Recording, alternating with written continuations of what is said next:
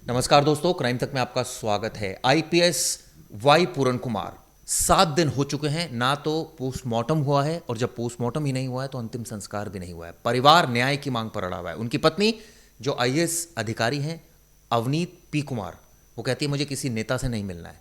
कार्रवाई करे सरकार, डीजीपी को गिरफ्तार करे। पुलिस ने मुकदमा दर्ज कर लिया, लेकिन इसके बाद कार्रवाई क्यों नहीं हो रही? क्या इतना आसान है किसी को गिरफ्तार करना, और खासकर इतने बड़े ओहदे वाले अधिकारी को? या सबूत मिलेंगे कहां से? सबसे बड़ा सवाल यह है कि अगर टाइम टू टाइम हरास किया है तो उसका सबूत क्या मिलेगा? प्रवेश जी बिल्कुल। देखिए, दो चीज़ें हैं इसमें। बहुत बार ऐसा होता है कि ऐसी कोई चीज़ों का सबूत भी नहीं होता है, डायरेक्ट सबूत नहीं होता। आदमी अगर समझिए एक बंद कमरा है, मैं अधिकारी हूँ, मैंने आपको बुला के डांट दिया, मैंने आपको कुछ बोल दिया, तो आप कहाँ से वो सबूत लाओगे? वो सबूत लाना तो मुश्किल है, और ऐसे ऐसे सबूत इकट्ठा करना भी मुश्किल है। लेकिन एक पूरा डेमोग्राफी बन जाता है कि उनके जो पीए हैं उनसे पूछताछ, बाकी लोगों के पूछताछ कि इनका रवैया इनके साथ कैसा था, जानबूझकर ट्रांसफ़र पोस्टिंग की जा रही थी क्या, जानबूझकर इनका पैसा रुकाया गया था क्या, जो ये बता रहे थे मेरे इंसेंटिव्स थे जो रुकाए गए थे।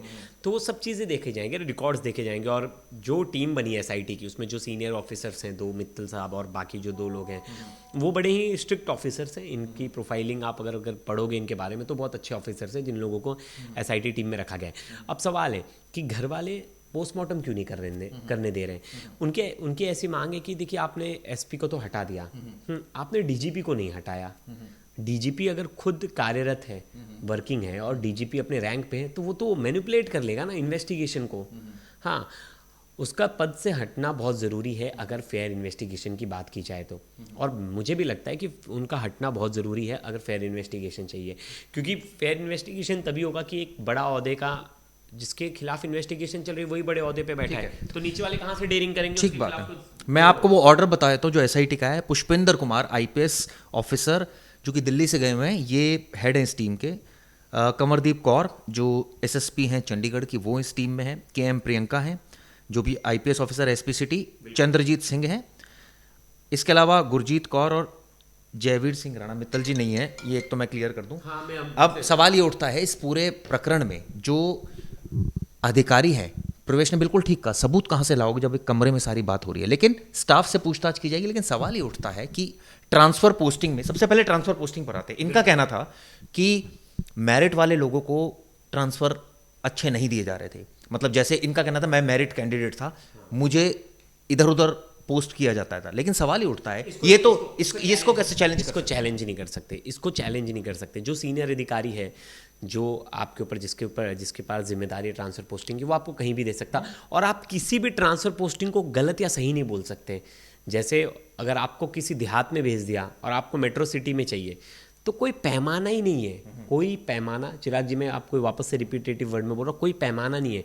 जहाँ ट्रांसफर मिला वहाँ काम करना पड़ेगा। आपको जनता की सेवा के लिए भेजा गया है, वहाँ आपको। पॉइंट नंबर 2 ये कहा गया कि मुझे गाड़ी जो है वो एक दी गई, दूसरे आईपीएस अफसर को 2 दी गई। हाँ, ये देखिए, ये वाली चीज़ें हो सकती है। ये वाली चीज़ें तो भेदभाव है। अगर किसी को आप होंडा सिटी दे रहे हो, दूसरे को आप इनोवा दे रहे हो, तो वहाँ भेदभाव हो सकते हैं। लेकिन अब डिपार्टमेंट टू डिपार्टमेंट ना, अलॉटमेंट के हिसाब से, सिटी टू सिटी, गांव टू, अगर देखिए किसी एसपी का ट्रांसफ़र किसी देहात में हुआ तो वहाँ स्कॉर्पियो मिलता है।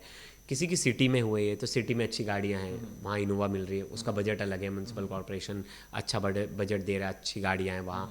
जैसे आप मुंबई पुलिस देख लीजिए, मुंबई पुलिस की गाड़ी क्या वैसे सिटीज़ में अच्छी हैं, आईपीएस ऑफिसर को अच्छा काफिला मिल रहा है।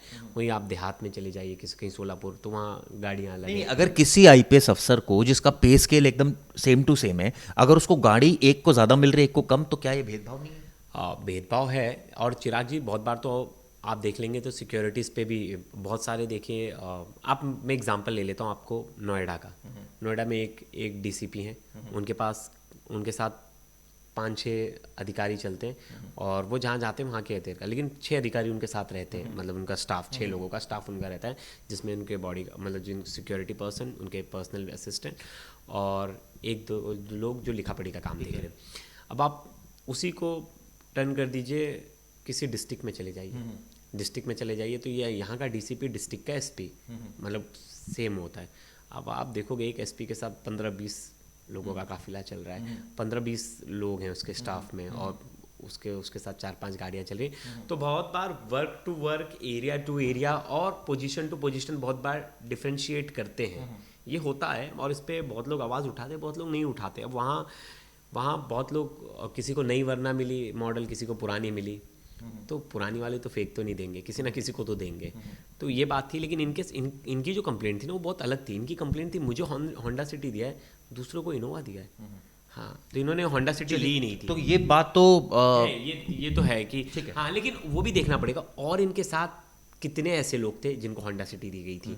ये सिर्फ एक अधिकारी थे या पता चला और भी जो अधिकारियों को सेम टू सेम रैंक ऐसे मिली, सेम रैंक के ऐसे ही मिली है। और वहाँ देखा जाएगा कि ये सिर्फ ST/SC थे इसलिए इनको वो होंडा सिटी दी गई कि बाकी जो ओपन कैटेगरी के उनको भी होंडा सिटी दी। ठीक है। मकान की जहाँ तक बात है, कई लोगों को अच्छा मकान, कई लोगों को इन्होंने कहा 2 मकान आवंटित हो गए, 1 हो गया। इनकी कंप्लेंट बहुत जायज़ थी। उस कंप्लेंट के बाद दो मकान वाली कंप्लेंट के बाद ऑर्डर निकालना पड़ा, जिसके बाद बोला गया कि सबको 1 मकान ही मिलेगा और जिनको 2 मकान मिला वो तुरंत खाली करिए। ये इनकी पहल थी, जिसकी वजह से एक अच्छा डिसीजन मिला। अब ऐसा भी होता है, बहुत बार आप चले जाइए, अगर पॉलिटिशियंस के बंगले देख लीजिए, अलॉटमेंट होते तो उसमें बहुत लोगों को पसंदीदा एरिया में पसंदीदा बंगलो मिल जाता है और कुछ लोगों को नहीं मिलता। तो उस पर तो जो अलॉटमेंट करने वाला है उसके ऊपर निर्भर होता है वो किसको कहाँ अलॉट कर रहा है, किस हिसाब से अलॉट कर रहा है, किस डिग्री में रखा है, क्लास 1 में रखा है, क्लास 2 में रखा है, क्लास 3 में। तो वो भी होते हैं, वो सब चीज़ों में भेदभाव कह लीजिए या फेवरेटिज्म दोनों है। और अब आ जाते हैं जो इनकी मेन कंप्लेंट है, यानी जिस पर SP रोहतक को हटा दिया गया। आरोप लगा कि SP रोहतक, यही सबसे मेन कंप्लेंट यही है, जिसमें जो क्रिमिनल इंटेंट जो शो करती है, जिसमें एक शख्स ने कहा कि मंथली जो है वो मैं इनके कहने पर ले रहा हूं और इस मामले में FIR में उनका नाम डाल दिया, SP को हटा दिया। लेकिन SP ने की हिम्मत कैसे हुई, हिमाकत कैसे हुई कि एक ADGP लेवल के अधिकारी के खिलाफ FIR दर्ज करके उसका नाम डाल रहा है? क्या सबूत थे इस बाबत? देखिए, पहली बात, सबूत होते भी ना, चिराग जी मैं बता रहा हूँ, सबूत होते भी ना तो ये डाल नहीं सकते। इतनी हिम्मत होती है किसी अपने मतलब जूनियर, किसी अपने सीनियर का। आपने बहुत कम केस देखा होगा, बहुत रेयर ऑफ रेयरेस्ट। आपको किसी आपको ADGP लेवल के अधिकारी का अगर नाम लिख रहे हो FIR में, तो आपको ऊपर से हरी झंडी चाहिए। ऊपर से हरी झंडी मतलब DGP का, मतलब एक चीज़ साफ थी, DGP का हाथ था, तो एक पर क्यों कार्रवाई हुई? बिल्कुल। ये यहाँ दिखाता है दोहरा चरित्र पुलिस का। यहाँ दिखाता है कि कैसी कॉन्स्पिरेसी, ये कॉन्स्पिरेसी है। क्योंकि टाइमिंग देख लीजिए, इनका ट्रांसफर होता है रोहतक से, ये रोहतक में उसी SP के ये बॉस थे, एक तरह से देखा जाए IG थे। तो ये उसकी क्लास लगाते होंगे कि ऐसा काम कर वैसा काम कर। फिर उनका ट्रांसफर होते ही वो SP इनके खिलाफ कंप्लेंट दर्ज कर रहा है। सोचिए, मतलब कंप्लेंट दर्ज करवा रहे हैं और उसमें इनके ऊपर नाम लग रहा है मंथली का। एक मैं वीडियो देख रहा था दोस्तों, ये वीडियो भी आप देखिए। उसको फैसला लऊगा ਅਸੀਂ ਤੇਰੇ ਨਾਲ ਖੜਨਾ ਯਾਰ, ਅਸੀਂ ਪਾਗਲ ਥੋੜੀ ਹੈ। ਮੈਨੂੰ ਵੀ ਪਤਾ ਵੀ ਇਹ ਨਹੀਂ ਅੱਜ ਦੀ ਗੱਲ ਥੋੜੀ ਹੈ। ਤੁਸੀਂ ਇੱਕ ਵਾਰੀ ਜਾ ਕੇ ਮੀਡੀਆ 'ਚ ਦੱਸੋ, ਆਓ ਉਸਕੋ ਫੈਸਲਾ ਲਊਗਾ ਅਸੀਂ ਤੇਰੇ ਨਾਲ ਖੜਨਾ ਯਾਰ, ਅਸੀਂ ਪਾਗਲ ਥੋੜੀ ਹੈ। ਮੈਨੂੰ ਵੀ ਪਤਾ ਵੀ ਇਹ ਨਹੀਂ ਅੱਜ ਦੀ ਗੱਲ ਥੋੜੀ ਹੈ। ਤੁਸੀਂ ਇੱਕ ਵਾਰੀ ਜਾ ਕੇ ਮੀਡੀਆ 'ਚ ਦੱਸੋ। तो आपने देखा ये वीडियो में किस तरह से जो IAS पत्नी है इनकी, अवनीत P कुमार, वो कह रही मुझे किसी नेता वेता से नहीं मिलना, क्योंकि ऐसी स्थिति में आदमी इतना शैटर्ड हो आता है, फ्रस्ट्रेट हो आता है। बनाएंगे ना, वो प्रेशर बनाएंगे कि आप अंतिम संस्कार कर लो। वो अपने बातों पर डटे हुए हैं कि नहीं, पहले आप उन्हें सस्पेंड करो, उन्हें पोजीशन। कानून क्या कहता है? क्या इस मामले में, एक तो सबसे पहले लोग ये भी जानना चाहते हैं कि ऐसी परिस्थिति में पोस्टमार्टम क्या पुलिस करा सकती है जबरन? हाँ, करा सकती है। हाँ, कानून ये कहता है कि केस की हाँ ना कोई नहीं, क्या पता उन्हें लगे घर वाले सस्पिशियस है, वो कोई रोक नहीं सकता, पोस्टमार्टम पुलिस करा सकती है। नंबर 2, इसमें जो सवाल ये उठता है कि जो मांगे हैं उनकी, सवाल तो ये भी उठता है ना कि वो कह रहे हैं कि गिरफ्तार करो DGP को, वो कह रहे हैं कि सस्पेंड करो, तो मांगे, मुझे एक मांग जो लगती है जायज़ है, उन्हें पद से हटाना चाहिए कि फेयर इन्वेस्टिगेशन हो सके। बाद में इन्वेस्टिगेशन करें, कुछ चीज़ें निकल कर आती है तो अरेस्ट भी करें। हाँ, लेकिन जब तक मुझे लग रहा है कोई ठोस सबूत ना मिले तो किसी को अरेस्ट भी नहीं करना चाहिए। लेकिन हाँ, अगर ठोस सबूत मिल रहे तो उन्हें अरेस्ट करना चाहिए। लेकिन सबसे मेन चीज़ है उनको पोजीशन से तो हटाना चाहिए अगर फेयर इन्वेस्टिगेशन। एक चीज़ इसमें सबसे ज़्यादा जो अलार्मिंग है, सारी कंप्लेंट्स को क्लब कर लिया गया है। कंप्लेंट्स 20-20 साल पुरानी कंप्लेंट्स हैं। ऐसे में कई अधिकारियों के ट्रांसफ़र हो चुके हैं, कई अधिकारी रिटायर हो चुके हैं, कई पोस्ट पर हैं। अब उस समय एक अधिकारी ने इनके खिलाफ इन्होंने कंप्लेंट फाइल की, उसमें अब इस समय क्या सबूत मिलेगा? देखिए, और क्योंकि देखिए, बिना सबूत के आप किसी IPS अफसर को कैसे घेर लेंगे? मैं एक चीज़ बता रहा हूँ चिराग जी, उन्होंने ना एक चेन बनाई है, उन्होंने एक चेन बताई है कि कैसे उनको शुरुआत से जाति के नाम पर उनके साथ कितना ज़्यादा हरासमेंट हुआ, कितना भेदभाव हुआ। तो उन्होंने एक चेन बताई है, उस जो नोट में ना चेन बताई है। लेकिन जो सबसे सबसे मतलब जो सबसे मेन वजह है ना, वो सबसे आखिरी पैराग्राफ में लिखी है कि मैं ये रोहतक वाली जो एफआईआर है, एफआईआर है। उनकी पत्नी ने भी जो देखो कंप्लेंट की, उस कंप्लेंट में नहीं, उनकी लेकिन पत्नी अब ये बताइए कि रोहतक एफआईआर अगर दर्ज हुई तो पुलिस तो अपना डिफेंस ये भी ले सकती है ना कि देखिए जी हमारे पास तो कंप्लेंट आई थी और कंप्लेनेंट ने ये कहा, हमने दर्ज कर लिया। अब इसमें ये कैसे लगेगा कि मुझे डीजीपी ने प्रेशर किया, क्या वो अधिकारी मान लेगा या वो अधिकारी ऐसा खुलासा कर देगा कि डीजीपी साहब के कहने पे मैंने ऐसा किया? हालांकि कर भी सकता है क्योंकि वो सस्पेंड हो चुका है। हाँ हाँ बिल्कुल। अब क्या पता बोल भी दे, पुलिस ये जो इन्वेस्टिगेशन के लिए टीम बनी है ये लोग बोल भी रहे, उनकी मोबाइल रिकॉर्ड भी चेक हो मोबाइल रिकॉर्ड चेक होगा और पूरे इन्फॉर्मेशन अगर निकाली जाए डे टू डे एक्टिविटी, तो मुझे लगता है अगर सच में एसपी मिला होगा या एसपी का कोई गुर्गा मिला होगा तो पता चल जाएगा तुरंत, हाँ, कि सच में ये लोग ट्रैप करके इन्हें फंसाना तो नहीं चाहते थे जानबूझकर। और ऑफिसर डेरिंगबाज था, तो कहीं ना कहीं ये जो केस था ना, ये केस मेरा कहना ये है कि अगर किसी ने किसी पर आरोप लगाए तो उसके लिए सबूत खोजना कितना मुश्किल होगा एसआईटी के लिए।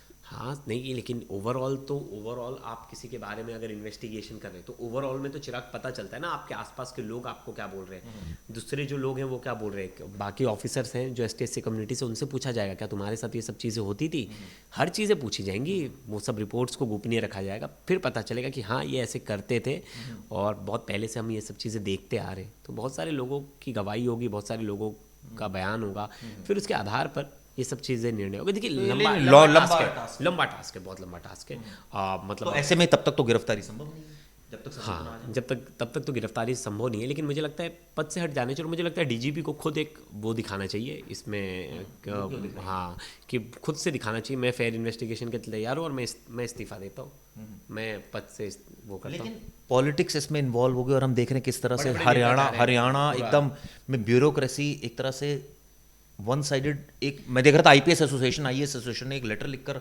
मतलब इसका विरोध किया है सारी चीज़ों का। किस चीज़ का विरोध? ये कि ये जो हुआ है इनके साथ हुआ है, इनको न्याय मिलना। हाँ हाँ बिल्कुल बिल्कुल। तो मुझे मतलब ये है कि अगर विरोध वो कर रहे हैं सरकार का तो ये तो एक संकट क्रिएट हो जाएगा वहाँ पर। हाँ हाँ, और क्राइसिस आई गया एक तरह से। देखिए वहाँ लोग दो गुटों में, हाँ, और लोग वहाँ दो गुट में बढ़ गए और देखिए कई लोग मांग कर रहे हैं, कई लोग सड़कों पर आ गए और देखिए अल्टीमेटम दिया गया सरकार को 48 आवर्स का कि आप 48 आवर्स में आप उन्हें हटाइए पद से और उनकी गिरफ्तारी कीजिए, नहीं तो हम रास्ता रोको आंदोलन करेंगे, सड़क जाम करेंगे और इसके खिलाफ उग्र प्रदर्शन करेंगे। देखिए कहीं ना कहीं एक चीज़ तो ना वाजिब है कि जो लोग मांग करें, एक वाजिब मांग है कि वो है कि उन्हें पद से हटाया जाए। चलिए आप लोगों का तो हटा दिया आपने, एसपी को तो हटा दिया, सवाल ये है ना, आपने एसपी को हटा दिया तो डीजीपी को क्यों नहीं हटाया? कई सवाल इस पर खड़े हो रहे हैं। आप लोगों का दोस्तों क्या व्यू पॉइंट है, जरूर बताइएगा। धन्यवाद।